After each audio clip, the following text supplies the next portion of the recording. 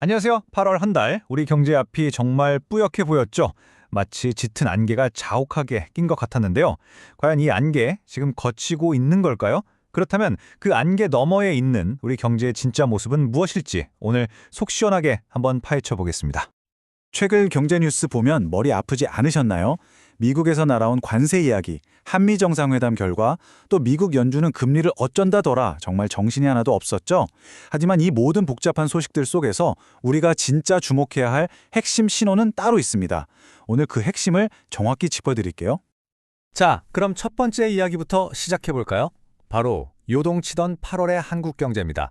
말 그대로 정말 한치 앞을 내다보기가 너무나 힘들었던 그런 불확실성이 우리 경제를 아주 강하게 짓누르던 시기였죠. 바로 이 세 가지가 우리를 불안하게 만들었습니다. 미국의 고율 관세가 현실이 되면서 수출에 빨간불이 켜졌고요. 잭슨홀 미팅을 앞두고는 전 세계가 미국 연준의 입만 쳐다보면서 숨을 죽였죠. 그리고 무엇보다 한미 정상회담 결과에 따라서 우리 경제의 운명이 바뀔 수도 있다는 거대한 걱정의 벽이 딱 버티고 있었습니다. 자, 그런데 두 번째 파트입니다. 거치는 불확실성의 안개. 놀랍게도 말이죠. 8월 말을 기점으로 그토록 짙던 안개가 서서히 걷히기 시작합니다.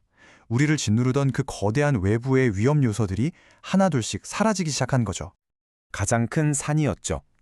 이 한미 정상회담이 다행히도 시장에 걱정했던 최악의 상황은 피하면서 마무리됐습니다. 미국 언론에서도 우려했던 긴장은 피했다, 이렇게 평가할 정도였으니까요.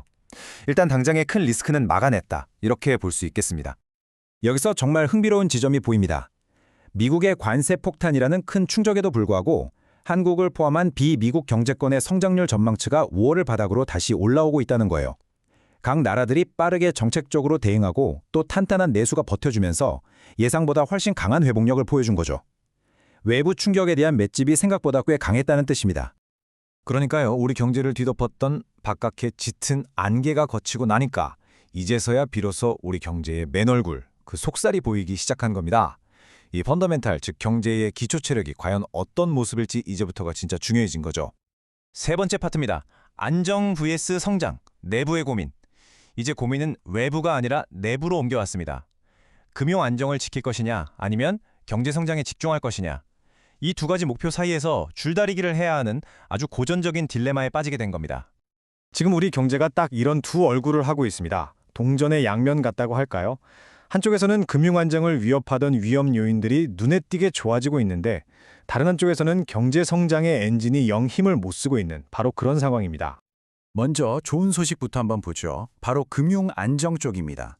그동안 한국은행이 그토록 걱정했던 세 가지, 가계부채, 부동산, 그리고 외환시장, 이 세 군데에서 모두 파란불이 켜졌습니다. 와, 이 숫자 좀 보세요. 한 달 만에 월간 가계대출 증가액이 6조 5천억 원에서 2조 2천억 원으로 뚝 떨어졌습니다. 거의 3분의 1 토막이 난 거잖아요. 정부 대책의 효과가 나타나면서 가장 큰 골칫거리였던 가계부채 증가세가 확연하게 꺾인 겁니다. 부동산 시장도 마찬가지입니다. 정말 뜨거웠던 서울의 아파트 가격 상승률이 최근에 마이너스로 돌아섰습니다. 이건 과열됐던 시장이 빠르게 안정을 찾아가고 있다는 아주 강력한 신호라고 볼 수 있죠. 자, 그런데 좋은 이야기만 있으면 얼마나 좋겠습니까? 동전의 반대편, 어두운 면도 봐야 합니다. 이렇게 금융 안정을 찾아가는 동안 반대편에서는 성장의 불씨가 점점 약해지고 있었습니다. 이 차트를 보시면 상황이 한눈에 들어옵니다.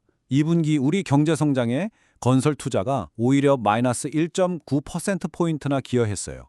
이건 성장을 도와준 게 아니라 성장률을 그만큼 깎아먹었다는 뜻입니다. 다른 부문이 아무리 열심히 벌어도 건설 쪽에서 다 까먹고 있는 형국인 거죠. 그것도 외환위기 이후 최악의 수준이라니 정말 심각한 상황입니다. 문제는 건설 투자뿐만이 아닙니다. 다른 엔진들도 지금 시동이 잘 안 걸리고 있어요. 소비 심리는 좀 나아졌다는데 실제 소매 판매는 0.1% 성장에 그쳤고요. 너무 더딘 거죠. 수출도 우리 경제의 버팀목인 반도체를 빼고 나면 여전히 마이너스입니다.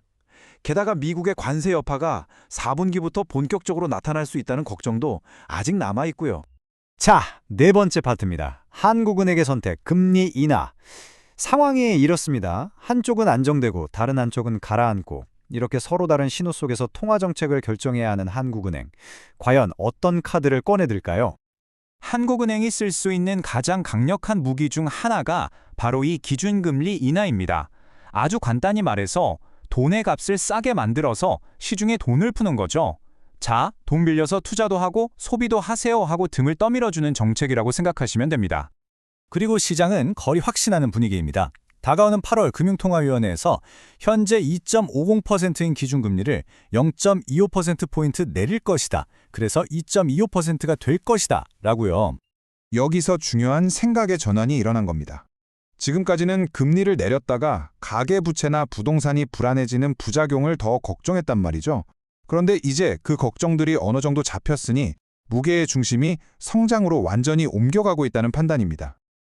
부작용을 좀 감수하더라도 일단 급한 성장 불씨부터 살리는 게 더 시급하다 이렇게 보는 거죠. 자, 이제 마지막 5번째 파트입니다. 지금까지의 이야기를 종합해서 큰 그림을 한번 그려보겠습니다. 그래서 우리 경제 대체 어디로 향하고 있는 걸까요? 이 타임라인 하나가 오늘 이야기 전체를 요약해줍니다.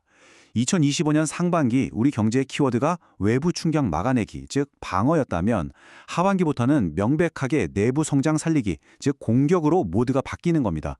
시선이 밖에서 안으로, 수비에서 공격으로 전환되는 아주 중요한 변곡점에 우리가 서 있는 거죠.